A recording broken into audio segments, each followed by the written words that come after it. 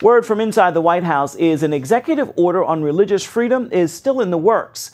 Exit polls show evangelicals who voted for President Trump see that as a high priority. CBN's Jenna Browder takes a closer look at why some want this addressed. We have new information in the story of a Gresham bakery that became the center of a nationwide controversy over gay rights. Religious freedom, a highly contentious issue, gaining traction with several high-profile cases playing out in the news.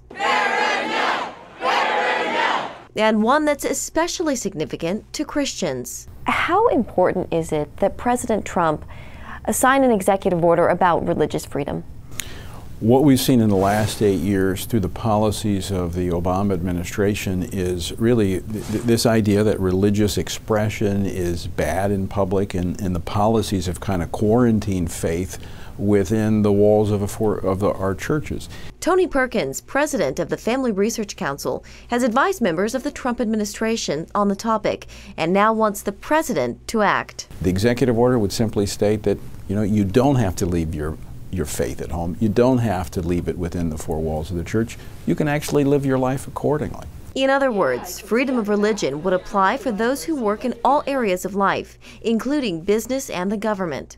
A draft version of the order floated several weeks ago and drew strong criticism from LGBT groups and some liberals. It covers a wide range of issues like protections for people who support traditional marriage.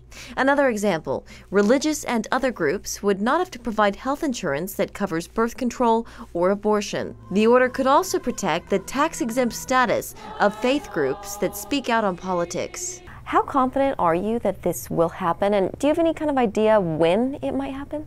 I don't have any idea as to when. I think it probably will be sooner rather than later, but I do think this administration will address the issue. I do believe that the Trump administration, the president himself, understands the need, and I'm optimistic they're going to address it. And what about people like Aaron and Melissa Klein, the Oregon couple fined for refusing to make a cake for a gay wedding? It's not that they did not want to provide services to someone that was gay or lesbian. It's that they didn't want to be forced into providing their creative services for a wedding.